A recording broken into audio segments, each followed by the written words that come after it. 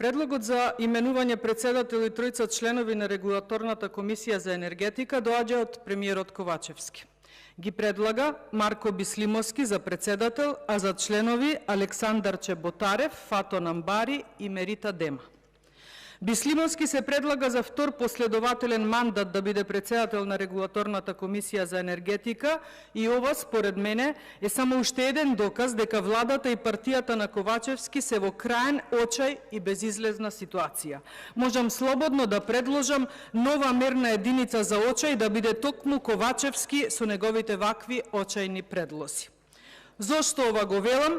Ќе се обидам накусо да ви елаборирам, а преку 5 посочени примери конкретно и само за тоа зошто Бислимовски не треба да е повторно председател на РКЕ и зошто Ковачевски истиот го предлага, а кратко време после најголемата енергетска криза и во ек на најголемите енергетски скандали, чии главни генератори беа токму луѓето од кланот на актуелната власт. Прв пример. Со новиот тарифен систем за продажба на електрична енергија, кој е на сила од 27. јули 2022, воведени се 4 блок тарифи и тоа: блок 1 до 210 киловат часови, блок 2 од 211 до 630 киловат часови, блок 3 631 до 1050 киловат часови и блок 4 од 1051 киловат часови па нагоре. Последната цена која комисијата ја донесе во јули оваа година повторно е на штета на граѓаните и тоа особено на онаа категорија граѓани кои немаат никаков друг избор за грејање во зима освен на струја, а истите припаѓаат во третиот или четвртиот блок. Оваа категорија граѓани Бислимовски ја почести со 10% покачување. Оваа честитка од 30. јуни годинава Бислимовски невешто ја изрекламира, фалејќи се дека намалена е цената во првиот блок, а во првиот блок не спаѓаат ниту 5% од македонската популација. Единствено што за оваа постапка може да му се честита на Бислимовски, тоа е дека го уништи малото стопанство, односно малите потрошувачи и домаќинствата. Конечно, на оваа тема граѓаните самите и најдобро знаат и сведочат за покачената цена на електрична енергија, бидејќи секој месец им стигаат сметките. Втор пример зошто Бислимовски не треба да е повторен предлог за председател е направената измена по нарачка на тарифниот систем за продажба на електрична енергија на потрошувачите кои ги снабдува универзалниот снабдувач и снабдувачот во краен случај, донесена на 29 ноември лани, со која е направена измена на нејзиниот член 12. Имено, со оваа измена, привилегии, а по интервенција на братучетката на Бислимовски, замислете, добиваат само станарите на Джеваир кулите во Скопје, иако такви економски ефикасни згради со заеднички систем за грејење и ладење има уште многу во Скопје, но привилегирани се само Джеваир кулите, што е директно кршење на устав и директна дискриминација за останатите. Трет пример зошто Бислимовски не треба да биде повторно предложен и избран за председател е јавната тајна меѓу македонските фирми дека дел од функционерите на оваа комисија наплатуваат класичен рекет за да им се забрза постапката за добивање лиценца. Четврт пример е јавната тајна меѓу фирмите дека дел од функционерите на РКЕ земаат мито и за жалбите за приклучување на електродистрибутивната мрежа. Имено, кога трошоците за приклучување на дистрибутивната мрежа се енормно високи, странките подкупуваат одредени функционери на РКЕ и добиваат позитивна одлука на нивната жалба, која што ја решаваат токму членовите на РКЕ.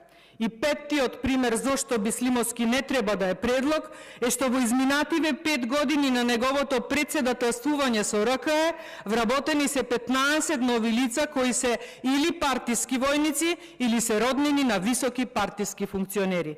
Такви се бившиот советник на Шилегов и бивш директор на ЈСП, Марина Узунов, сна на советникот на Зоран Заев од неговиот брат, кој по некоја случајност, замислете, работел во секретаријатот на енергетската заедница во Виена.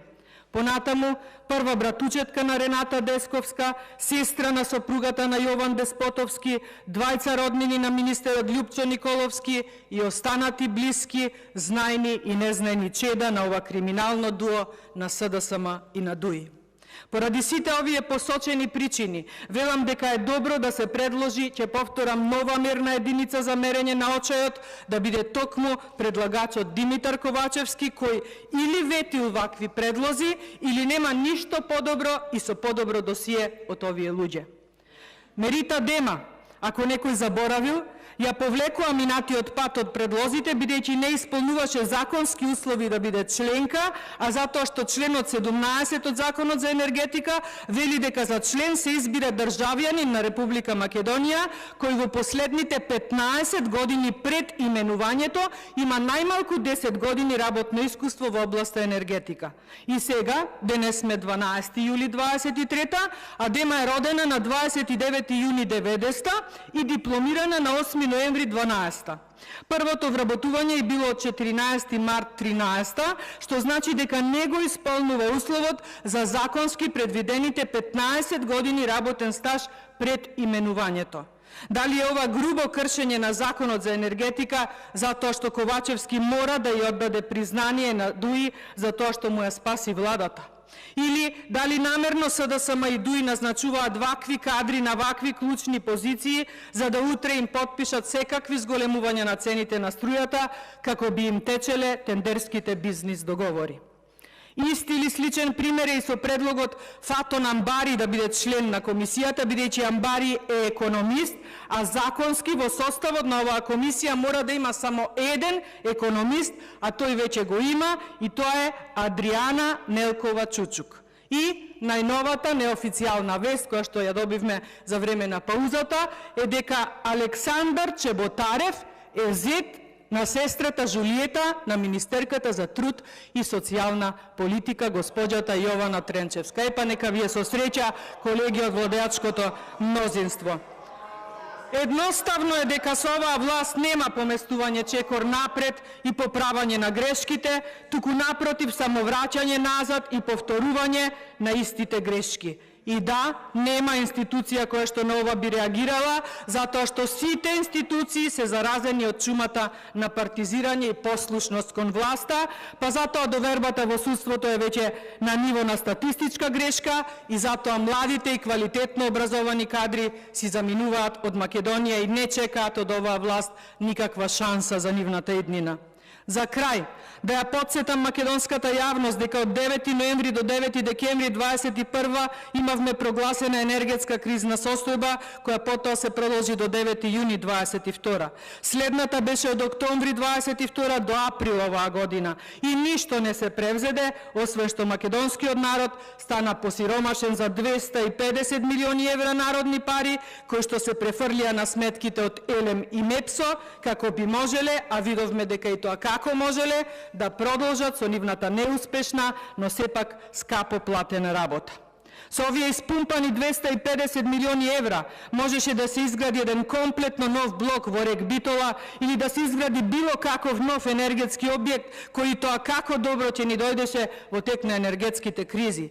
За жал, оваа власт избра да направи недостаток на струја од домашно производство. И не само овие 250 милиони. Имаше, ако не сте заборавиле, и кожни фотели, партиски вработувања, имаше и се уште има и камиони на фирми од власта кои изминативе години вртеа и вртат низ Рек Битола и кои повторно се платени од народни пари. Имаше и се уште има прекумерни партиски вработувања и тоа на нестручни лица, поради кои ни се случија дефектите на блоковите од енормни размери. И тие не чинеа народни пари.